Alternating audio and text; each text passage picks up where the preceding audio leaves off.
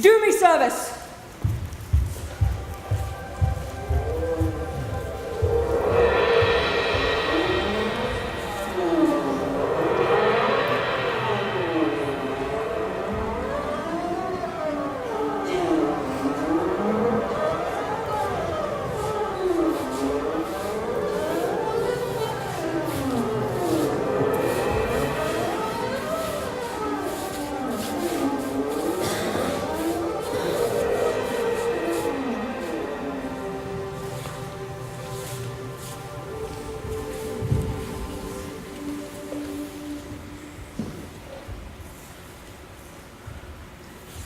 Now does my project gather to a head? My charms crack not, my spirits obey, and time goes upright in his carriage. How's the day? On the 6th hour. At which time, my lord? You said our work should cease. I did say so when first I raised the tempest. Say, spirit, how fares the king and his followers? Confined together, in the same fashion as you gave in charge, just as you left them. All prisoners, sir, in the lion grove which weather fends your cell. They cannot budge till your release. The king, his brother, and yours abide, all three, distracted. And the remainder mourning over them, brimful of sorrow and dismay. But chiefly him that you turn, sir, the good old Lord Gonzalo. His tears run down his beard like winter's drops from eaves of reeds. Your charm so strongly worksome, that if you now beheld them, your affections would become tender. Dost thou think so, spirit? Mine would, sir, were I human. And mine shall. Hast thou, which art but air, a touch, a feeling for their afflictions? And shall not myself, one of their kind, that relish all as sharply passion as they, be kindlier moved than thou art?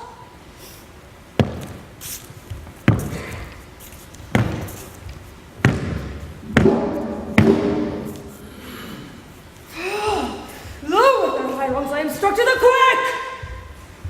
Yet, with my nobler reason gainst my fury do I take part. The rarer action is in virtue than in vengeance. They being penitent, the sole drift of my purpose doth extend not a hair further. Go, release the Mirrione. My charms I'll break, their senses I'll restore, and they shall be themselves. I'll fetch them, sir.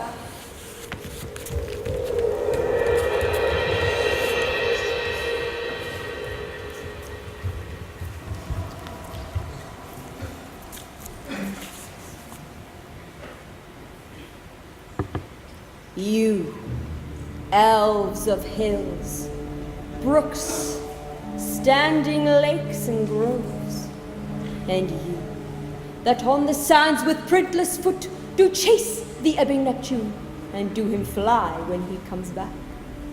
You, demi-puppets, that by moonshine do the green and sour ringlets make, whereof the ewe not bites, and you, whose job it is to make the midnight mushrooms that rejoice to hear the solemn curfew. By your art, weak masters though you be, I have bedimmed the noontide sun, called forth mutinous winds, and twixt the green sea and azure vault set roaring war. To the dread rattling thunder have I given fire, and rifted Jove stout oak with his own bolt. The strong base promontory have I made shake, and by the spurs plucked up the pine and cedar. Graves at my command have waked their sleepers up, and let them forth by my so potent art. But this rough magic I here abjure.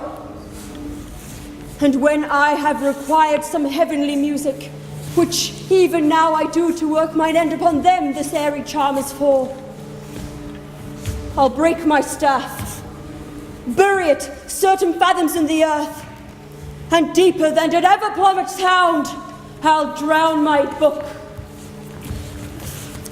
A solemn air in the best comfort to an unsettled fancy, cure thy brains. now useless, boiled within thy skull. There stand, for you are spell stopped. Holy Gonzalo, honorable man, my eyes, insociable to the sight of thine full fellowly drops. The charm begins to dissolve apace, and as the morning steals upon the night, melting the darkness, so their rising senses chase the ignorant fumes that mantle their clearer reason. Good Gonzalo, my true preserver, and a loyal sir to him thou followest, I will pay thy graces home, both in word and deed. Most cruelly didst thou, Alonso, use me and my daughter. Thy brother was a third of the act. Thou art pitied now, Sebastian. Flesh and blood. You, brother mine, that entertained ambition, expelled remorse and nature, whom with Sebastian, whose inward pinches therefore are most strong, would here have killed your king. I do forgive thee, unnatural though thou art. Their understanding begins to swell. Shortly shall the approaching tide fill the reasonable shore that now lies foul and muddy. Not one of them that yet looks on me, but would know me. Ariel, fish me my rapier. I'll discase me and myself as I was some time aland.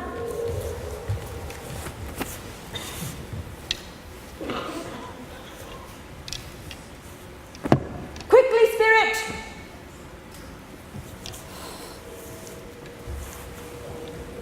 Come now, spirit, thou shalt ere long be free.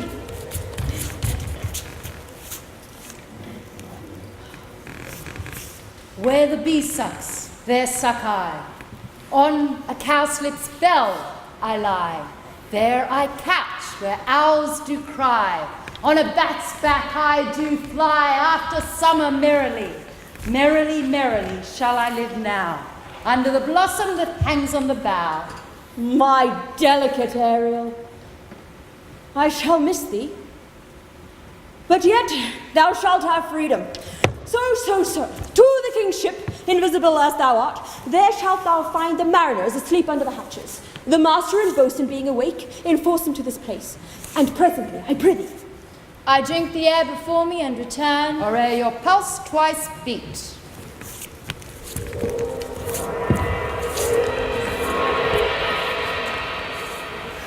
Oh, torment, trouble, wonder, and amazement inhabits here. Some heavenly power guide us from this fearful country. behold, Sir King, the wrong Duke of Milan. For more assurance that a living prince does now speak to thee, I embrace thy body, and to thee and thy company I bid a hearty welcome. Whether thou be heast or no, or some enchanted trifle to abuse me, of late I have been, I not know. Thy pulse beats as of flesh and blood, and since I saw thee, the affliction of my mind amends, with which I fear a madness held me. This must crave, and if this be at all, a most strange story. Thy dukedom I resign, and do entreat thou pardon me my wrongs, but how should Prospero be here and be living? First, noble sir, let me embrace thine age, whose honor cannot be measured or confined. Whether this be or be not, I'll not swear. You do yet taste some subtleties of the isle that will not let you believe things certain. Welcome, my friends all. But you, my grace of lords, were I so minded, I could here pluck his highness crown upon you and justify you traitors. At this time, I'll tell no tales. The devil speaks in him! No! For you, most wicked sir, whom to call brother would even infect my mouth, I do forgive thy rankest faults, all, and require my dukedom of thee, which perforce, I know, thou must restore. If thou beest Prospero, tell us Give us particulars of thy preservation. How thou hast met us here, whom 3 hours since were cast upon the shore, where I have lost my dear son Ferdinand. I am woe for it, sir. Irreparable is the loss. I rather think you have not sought her help, of whose soft grace, for the life lost, I have her sovereignty, and rest myself content. You the like lass. As great to me as late, and supportable to make the dear loss, have I means much weaker than you may call to comfort. For I have lost my daughter. A daughter? Oh, heavens. That they were both living in Naples, the king and queen there. That they were, I wish myself to be muttered in that oozy bed where my son lies. When did you lose your daughter? In this last tempest. I do perceive these lords at this do so admire that they drown their reason and scarce think their eyes do offices of truth. Their words now are natural breath, but howsoever, you've been jostled from your senses. Know that I am Prospero, and that very duke that was thrust forth of Milan, whom, on this island where thou wast racked, was landed to be the lord on't. But no more yet of this, for 'tis a chronicle of day by day, not befitting a breakfast, nor oration for this first meeting. Welcome, my friends all. This tells my court. Here have I few attendants and servants, none abroad. Pray, look in. My dukedom, since I have given it again, I will requite you with as good a thing.